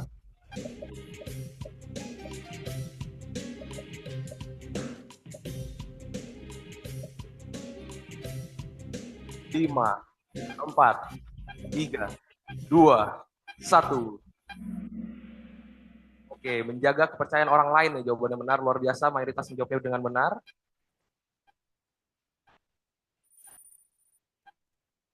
Oke, luar biasa, Sits masih menjadi peringkat pertama.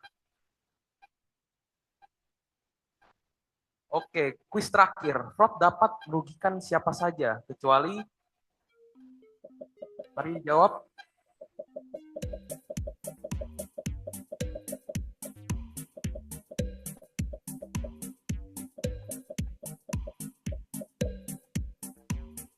Lima, 4, 3, 2, 1.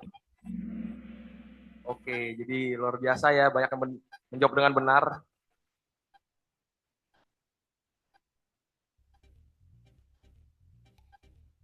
Oke, juara 3, itu dia.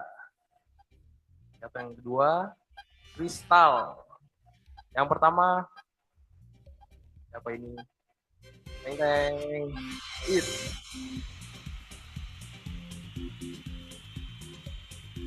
Selamat kepada 3 peserta dengan skor tertinggi pada sesi Kahoot hari ini. Tepuk tangan yang meriah untuk para pemenang. Baik, bagi para pemenang, silakan menghubungi panitia setelah acara selesai untuk pengambilan hadiah. Baik, terima kasih Bapak Ibu yang telah berpartisipasi. Selanjutnya saya akan kembalikan jalannya acara kepada Naracitya untuk melanjutkan rangkaian kegiatan berikutnya. Kepada Naracitya kami persilakan. Terima kasih untuk Pramucitya, kembali lagi bersama kami. Kita akan masuk ke sesi yang kedua, yaitu sesi tanya jawab. Dipersilakan bagi Bapak Ibu yang memiliki pertanyaan untuk mengambil tempat di depan panggung untuk menyampaikan pertanyaannya. Silakan.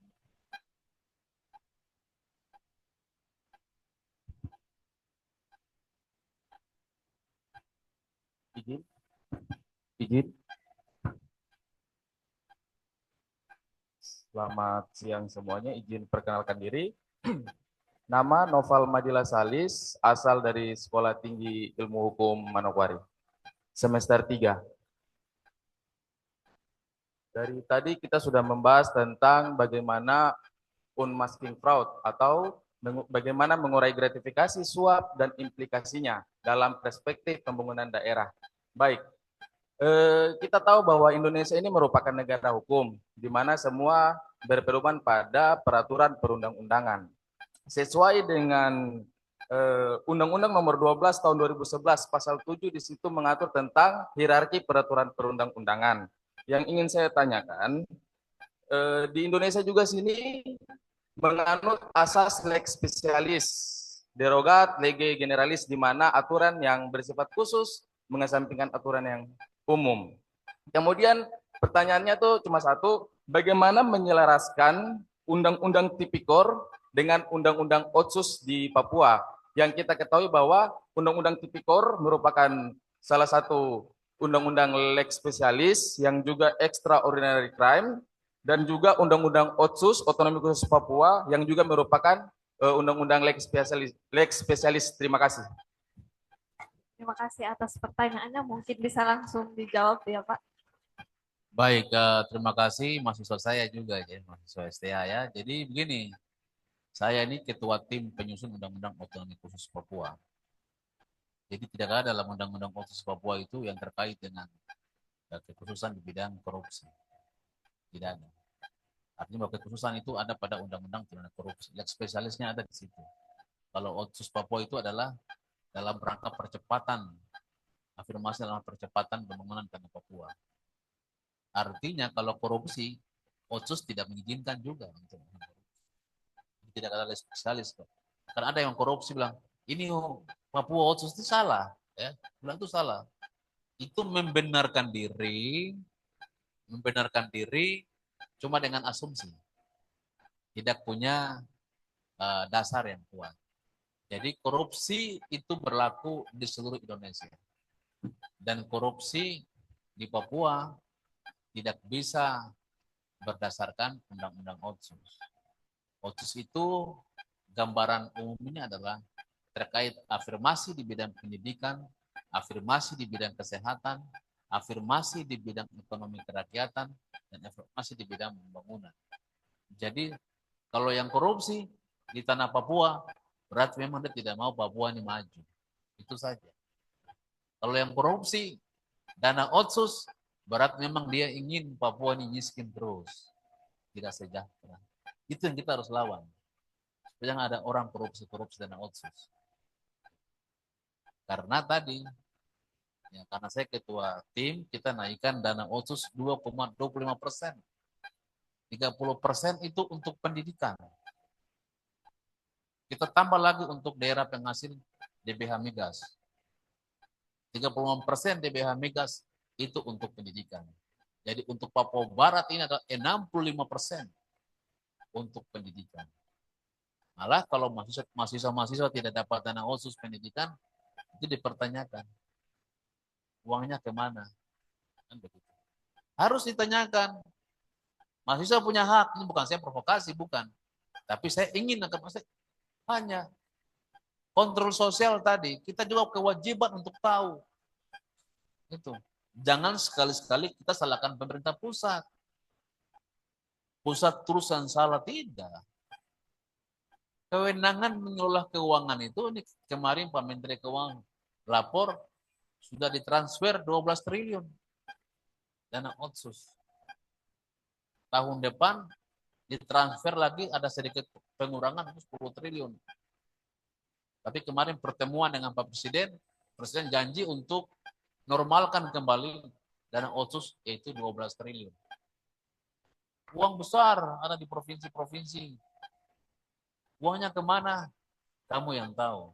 Kalau saya punya tugas sebagai wakil rakyat, cari uang di Jakarta, cari kebijakan di Jakarta, dibawa ke daerah. Yang menggunakan itu adalah aparatur pemerintah di daerah. Jadi kalau saya tadi,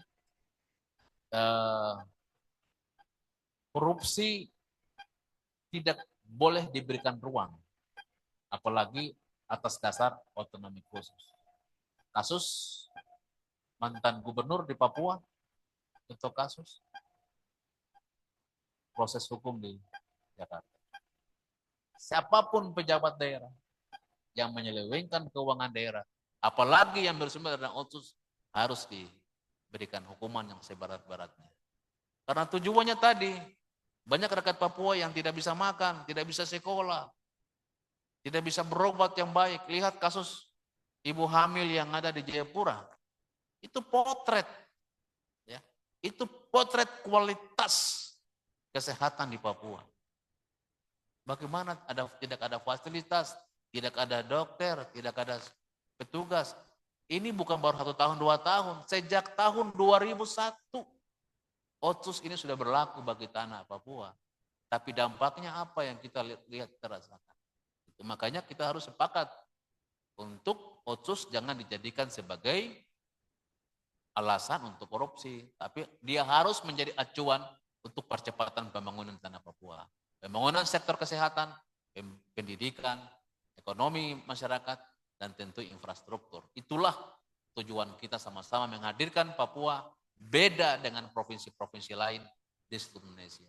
Supaya Papua setara dengan provinsi-provinsi lain di seluruh Indonesia. Dari sisi kualitas, dari sisi kuantitas, tapi juga dari sisi pembangunan pun kita berjuang bersama-sama. Demikian ya. Apakah cukup, Pak? Baik, terima kasih. Kita beri tepuk tangan sekali lagi untuk penanya kita yang pertama. Kita akan lanjut ke penanya yang kedua. Silakan, Bu. Izin Pak Dokter, perkenalkan nama saya Seli Rebecca Sumaili dari Universitas Muhammadiyah Papua Barat. Berkaitan dengan tema di saat ini, Unmasking Fraud, saya ingin tanyakan tentang strategi berbasis kearifan lokal.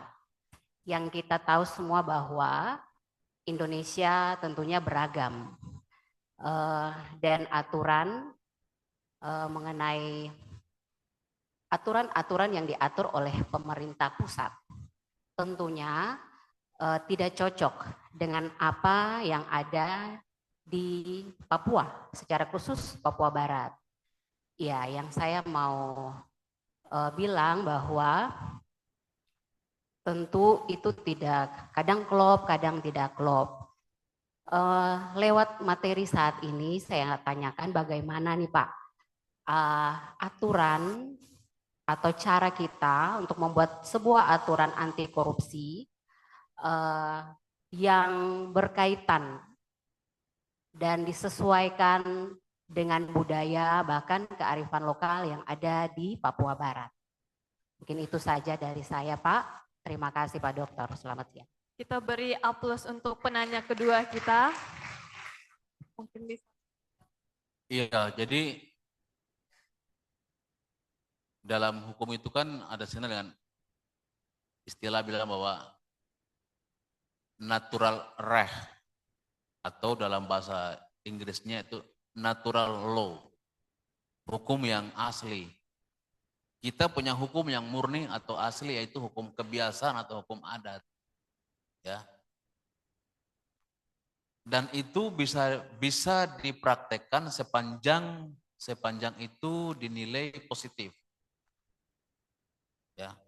Bagaimana cara implementasinya?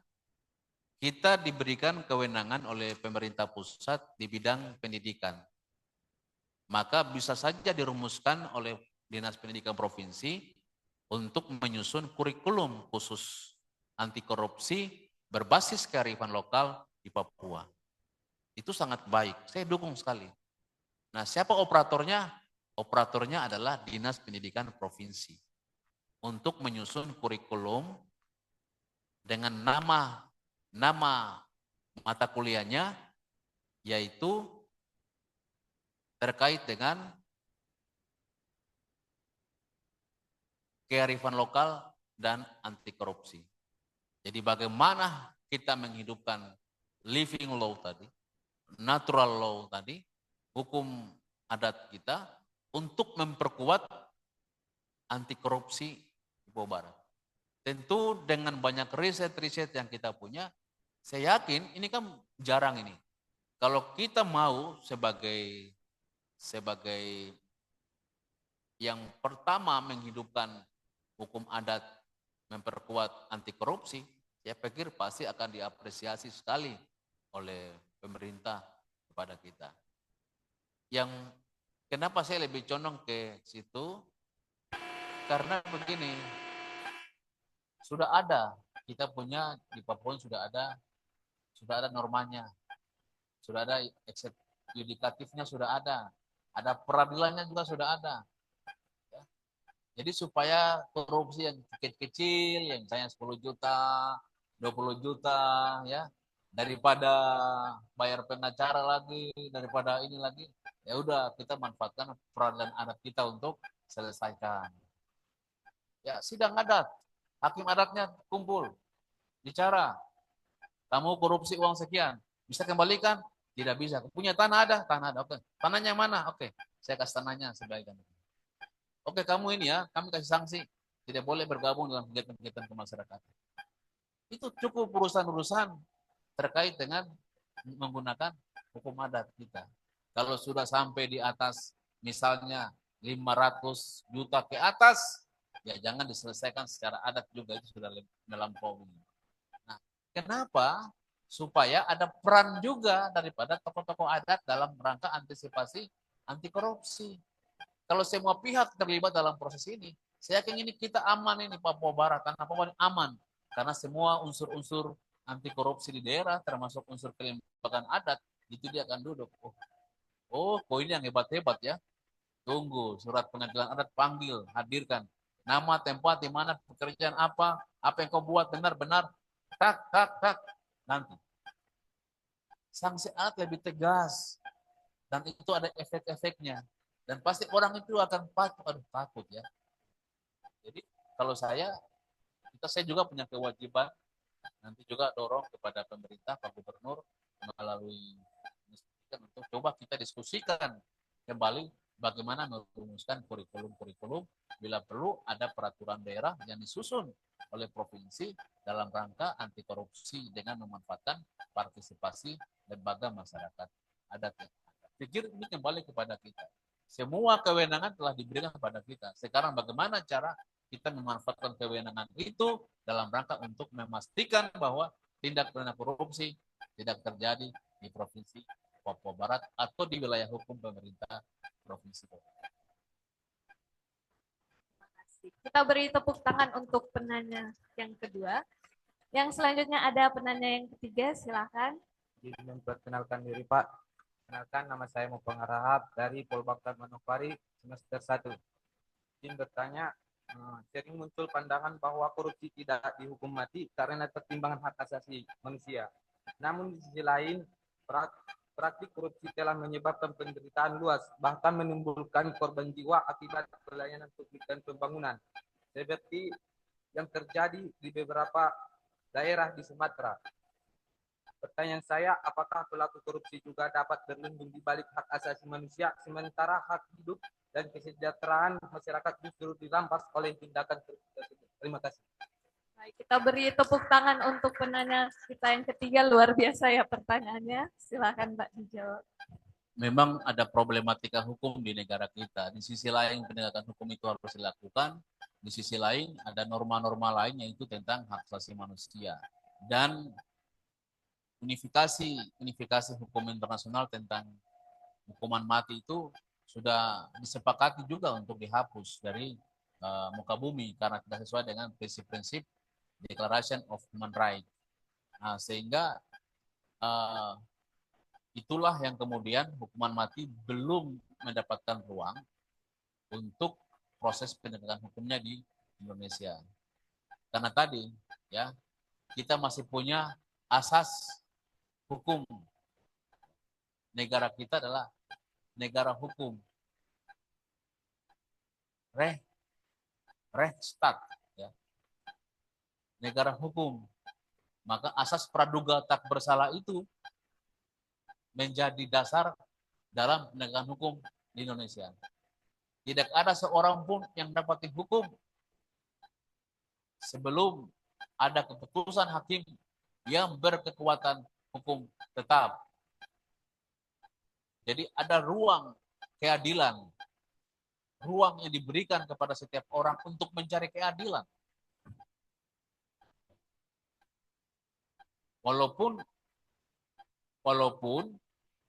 ini kasus-kasus korupsi ya, walaupun dalam kasus-kasus yang lain Misalnya terkait dengan tindak pidana narkotika atau tindak pidana terorisme, itu sudah dipraktekkan tentang hukuman mati. Walaupun ada tekanan dari berbagai pihak, tetapi khusus untuk tindak pidana korupsi, ya, tindak korupsi ini membutuhkan good fight, niat baik pemerintah dalam melaksanakan keputusan ini. Dan ini menurut saya bukan soal hukum saja, tapi ini soal politik, ya, politik implementasi hukuman mati terkait dengan tindak pidana korupsi. Banyak pihak yang telah mendorong selain penyitaan aset dan memiskinkan koruptor, kalau belum ada efek jerahnya, maka statusnya dinaikkan menjadi hukuman mati. Nah, tapi sekali lagi bahwa Presiden tidak dapat mengambil keputusan sendiri. Harus bersama-sama dengan legislatif. Maka keputusan politik ini adalah keputusan yang sangat besar terkait dengan korupsi. Bayangkan saja kalau hukuman mati itu terjadi terhadap korupsi di Indonesia, berapa menteri yang sudah harus dihukuman mati, berapa pejabat negara yang harus dihukum mati, dan itu masih menjadi pro kontra sampai dengan saat ini. Tetapi sebagai pegiat anti korupsi, sebagai mahasiswa, mari kita dorong sama-sama agar ada penegakan hukum, ya, penegakan hukum yang berkeadilan di bidang korupsi, termasuk jika itu memungkinkan hukuman mati itu juga menjadi hal yang untuk menghilangkan korupsi di Indonesia. Bagi saya, kenapa tidak hukuman mati juga bisa menjadi solusi untuk penegakan hukum. Tapi sekali lagi, negara kita punya filosofi dasar, yaitu Pancasila, ya, kemanusiaan yang adil dan beradab, nilai-nilai Pancasila ini, ya, dan saya yakin banyak pertimbangan-pertimbangan yang lain, tapi saya yakin dinamika yang makin berkembang, saya yakin suatu saat pun pasti akan terwujud apa yang menjadi harapan dan impian kita bersama-sama. Terima kasih. Baik, terima kasih Pak. Kita beri tepuk tangan untuk penanya kita yang ketiga. Yang selanjutnya ada penanya yang keempat. Silakan. Bapak, perkenalkan, nama saya Maricit Pak, perwakilan dari Unipa Manokwari. Saya masalah korupsi non uang Bapak. Selama ini kita seringkali terlalu fokus mengawasi aliran uang negara. Namun terkadang kita lupa bahwa penyimpangan tidak selalu berbentuk materi. Jika kita cuma fokus pada korupsi uang, apakah kita sering abai pada masalah seperti penyalahgunaan kekuasaan atau balas dendam antar pegawai?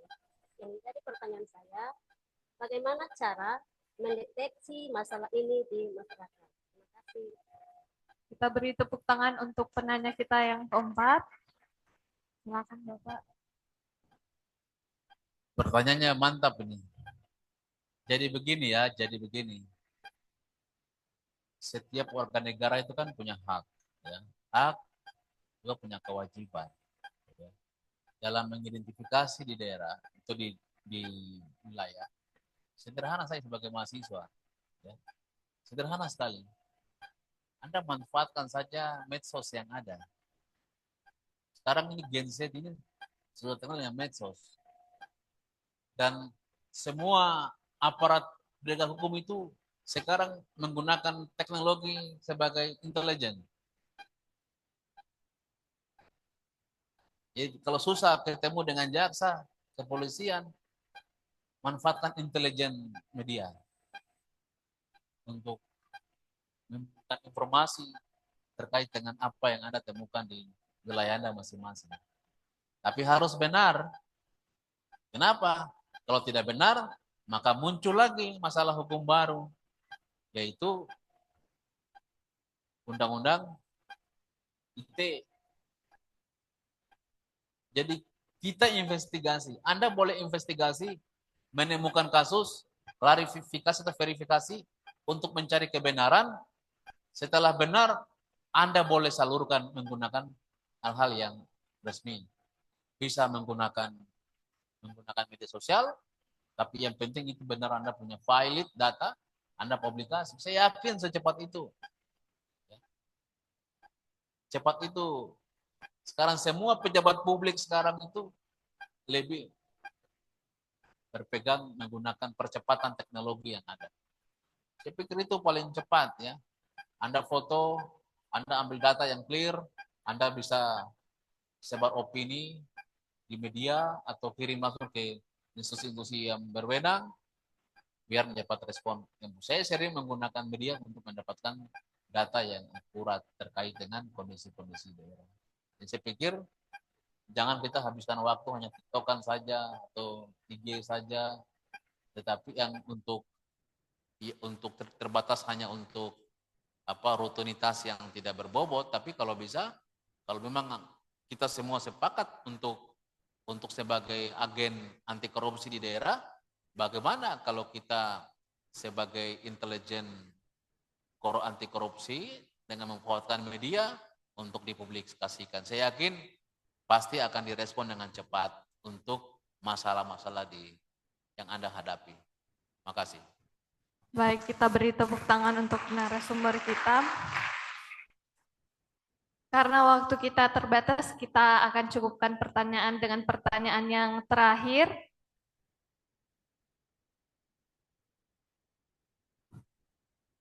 Ada satu terakhir, Pak. Ini. Izin Pak, saya Livia dari pegawai BPKP. Izin bertanya Pak, saat ini kan pemerintah daerah sedang gencar-gencarnya mengajak perusahaan ya Pak ya untuk membantu pembangunan daerah melalui dana CSR. Nah, tapi di sisi lain dana CSR tersebut kan memiliki resiko etis yang cukup besar ya Pak ya. Nah, yang ingin saya tanyakan, bagaimana caranya supaya dana CSR tersebut tidak menjadi semacam utang budi ya Pak ya, bagi pejabat daerah, sehingga pejabat daerah tersebut tidak bisa bersikap tegas kepada para perusahaan tersebut Pak. Terima kasih. Baik, kita beri tepuk tangan untuk penanya kita. Silakan Pak. Iya, saya ini S3 saya ini bisnis ya. Saya bisnis dan salah satunya tentang CSR corporate ya. Dan saya punya hasil riset. Riset saya terkait dengan CSR. Dan menurut saya yang pertama, saya bisa pastikan bahwa pertanyaan tentang hubungan timbal balik CSR dengan pemerintah itu tidak mungkin terjadi. Kenapa? Karena kehadiran investasi di Papua Barat cenderung jarang ada program CSR. Itu.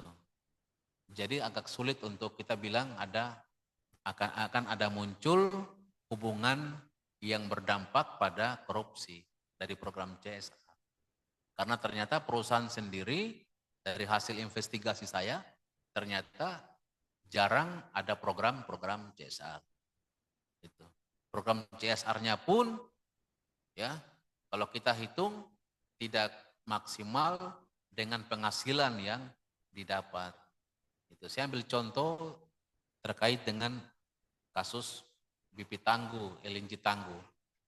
Kalau kita tanya berapa jumlah CSR BP Tangguh untuk studi pendidikan, saya bandingkan dengan saya misalnya punya program beasiswa, kita tanya dalam awal BP Tangguh menjadi perusahaan di Bintuni, sampai sekarang berapa banyak yang dia sekolahkan dari dana CSR?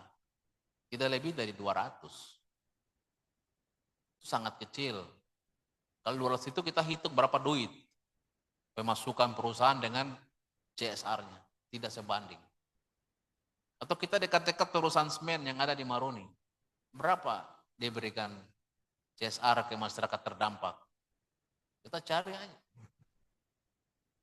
Jadi Kalau terkait dengan hubungan CSR dengan pemerintah daerah, saya pikir akan justru sebaliknya perusahaan-perusahaan yang memiliki program CSR ini seperti BP Tangguh misalnya, dia akan gunakan dana cost recovery.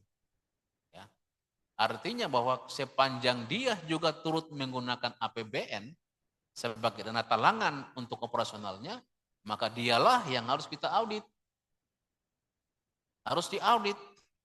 Karena SKK Migas sebagai operatornya, BP sebagai pelaksananya, kita harus audit sejauh mana dana cost recovery digunakan untuk membangun kegiatan sosial kemasyarakatan di daerah. Itu yang harus diaudit. Kalau tidak diaudit, saya lihat sejumlah kasus di pemberitaan itu sudah banyak pejabat-pejabat SKK Migas yang ditangkap karena tadi ada korupsi di sektor migas. Dan saya dorong terus ini fokus saya jujur, ini fokus saya untuk selalu saya berkejar terus menerus dan akhirnya BPK itu sudah pernah melakukan audit kalau saya. Saya ketemu dengan deputi berapa begitu di Jakarta, mereka laporkan, mereka sudah lakukan audit, investigasi, penggunaan cash recovery terkait dengan perusahaan-perusahaan asing yang ada di Papua Barat. Jadi mari kita juga harus melihat tentang kehadiran investasi di Papua, dampaknya. Nah sekarang kita juga harus awasi ini lebih spesifik terkait dengan penjualan langsung terhadap migas oleh pemerintah provinsi. Income-nya nanti seperti apa, hasilnya seperti apa. Ketika kita mendapatkan kuota jual gas oleh BP Tangguh, berapa kuota provinsi, berapa hasilnya, dan manfaatnya untuk apa. Itu yang harus menjadi fokus kita hari ini di Papua Barat. Sudah ada bisnis antara pemerintah provinsi dengan BP Tangguh. BP Tangguh menyediakan kuota bagi pemerintah provinsi untuk turut menjual. Hasilnya berarti untuk peningkatan PAD Provinsi Papua Barat. Disitulah yang kita ingin tahu berapa hasil per tahun atau berapa nilai jualnya dan digunakan untuk apa.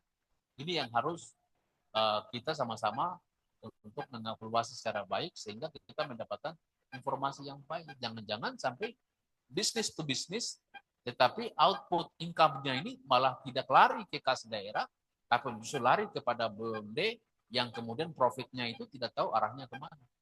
Ini yang menurut saya yang harus Pak Kepala dan jajaran juga bisa lakukan pengawasan terkait dengan bisnis to bisnis antara pemerintah provinsi dengan BP Tangguh terkait dengan jual beli gas. Ini sangat penting dan sangat serius karena masalah dampak bagi pendapatan asli daerah atau juga antisipasi hal-hal yang tidak diinginkan oleh hukum khususnya di aspek tindak korupsi. Saya pikir itu ya. Makasih, pertanyaan sangat baik. Luar biasa. Kita beri tepuk tangan sekali lagi kepada narasumber kita hari ini. Luar biasa dari para penanya yang telah hadir di ruangan, namun sayang sekali waktu kita terbatas.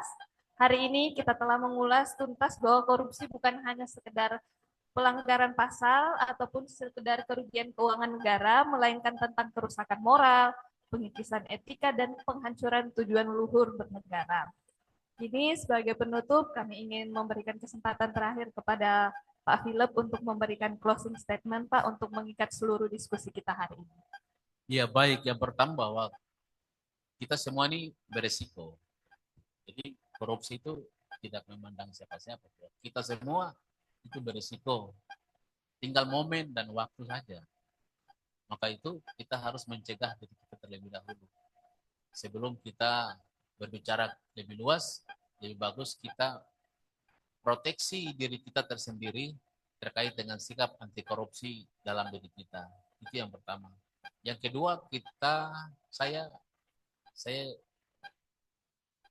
punya pandangan bahwa korupsi ini kan bukan hal yang baru. Ini kan sudah tadi saya bicara ada aspek sejarah yang begitu panjang dan itu masih terjadi. sampai dengan saat ini. Itu berarti kita manusia ini sudah ada nilai-nilai itu dalam diri kita. Jadi begitu ada keinginan, maka terwujudlah apa yang menjadi keinginan itu. Semua manusia, mau dia ustadz kah, mau dia pendeta kah, mau dia guru, dosen kah, siapa saja, ada nilai-nilai itu di dalam. Itu kodrat. Manusia itu ingin punya kodrat, ingin memiliki, ingin merubah diri, ingin keinginan itu ada. Itu sudah kodrat. Sudah kodrat. Sekarang kalau kita beli HP, kita mau beli ya iPhone 16, iPhone 19. Karena kita ingin meletakkan posisi kita. Sekarang mahasiswa juga sama. Banyak juga sekarang sudah eksklusif. Ya, makan sudah tidak di rumah. Sudah di kos lagi. Sekarang resto semua. Ini ada karakter diri kita sebenarnya. Tidak bohong, saya sendiri yakin bahwa saya juga punya karakter itu ada. Tapi tinggal tunggu momen, waktu, dan tempat. Kalau ada percikan sedikit, ada peluang sedikit, pasti terwujud. Maka sering kita lihat ada orang yang bicara korupsi, tapi dia justru yang terjerumus ke dalam korupsi. Jadi saya bilang bahwa forum ini sangat baik, dan mari kita proteksi diri kita sendiri. Itu kata kunci saya, proteksi diri kita sendiri. Kalau kita ingin aman, kalau kita ingin keluarga, anak-anak kita nyaman, maka kita harus proteksi. Resiko apa yang akan terjadi kalau kita melakukan seperti ini? Kalau kita lakukan, berarti ini resiko dan sebagainya. Maka lebih baik kita memproteksi diri kita agar hidup kita lebih aman, nyaman, dan damai. Bagi saya itu prinsip saya, dan mudah-mudahan bisa berbagi bagi Bapak Ibu sekalian. Terima kasih. Kita beri tepuk tangan buat narasumber kita hari ini. Sebuah pesan yang begitu kuat, mendalam, dan inspiratif dari Bapak Philip. Pesan ini menegaskan kembali bahwa memberantas korupsi adalah perjuangan karakter ya Pak, bukan hanya sekedar tentang pengetatan aturan. Nah, integritas harus menjadi polisi internal bagi kita semua, khususnya bagi aparatur sipil negara dan para pemangku kebijakan. Dengan demikian berakhirlah sesi bincang kita hari ini. Kami mengucapkan terima kasih yang sebesar-besarnya kepada Bapak Dr. Philip Wamahma atas pencerahannya kepada kami terkait materi hari ini, dan kepada seluruh hadirin offline maupun online yang telah berpartisipasi aktif pada hari ini. Ingatlah untuk menjaga setiap rupiah pembangunan daerah demi keadilan sosial. Mahasiswa, kalian adalah benteng moral dan pengawasan bagi pembangunan sejati. Kami pamit undur diri, terima kasih, dan sampai jumpa di forum selanjutnya. Baik, Bapak Ibu hadirin sekalian, sangat menarik ya diskusi kita pada hari ini. Tapi sayang sekali waktu kita terbatas. Semoga masih ada kesempatan lainnya lagi untuk kita berdiskusi seperti ini. Mari sekali lagi kita berikan tepuk tangan yang meriah untuk kedua narasumber yang telah menyampaikan materi dan yang telah memimpin jalannya diskusi pada hari ini. Sampailah kita di penghujung acara. Terima kasih atas partisipasi aktif Bapak dan Ibu pada sesi tayang bincang Aninda Citya ke-42 hari ini. Nantikan tayang bincang Aninda Citya selanjutnya yang akan tayang pada tanggal 19 Desember tahun 2025 dari perwakilan BPKP Provinsi Banten. Informasi mengenai tautan Zoom meeting dan virtual background akan diinformasikan secara berkala melalui Linktree Aninda Citya BPKP. Kami informasikan juga bahwa sertifikat akan dikirimkan melalui email yang tertera pada daftar hadir. Agar tidak ketinggalan informasi kegiatan menarik lainnya, ikuti media sosial kami @investigasi.bpkp dan juga @bpkp_pabar. Kami informasikan bahwa tayang bincang Aninda Citya juga dapat disaksikan ulang di kanal YouTube Deputi Bidang Investigasi BPKP. Baik, sebagai penutup saya akan memberikan sebuah pantun. Dimohon cakapnya. Pagi berlayar ke Pulau Mansinam. Ombak menyapa, hati terasa lega. Unmasking fraud menjadi tekad yang kita tanam demi daerah bersih, sejahtera, dan berjaya.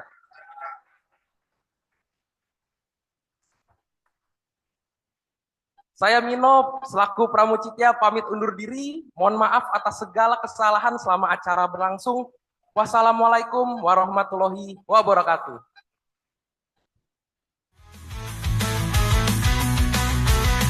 Dari berbagai penjuru kita bersatu, aktivitas PI dan semua pihak maju. Bukan sekadar ilmu yang kita jaga, tapi perubahan untuk Indonesia. Kami Aninda Citya takkan pernah lelah menelusuri kebenaran dengan nurani yang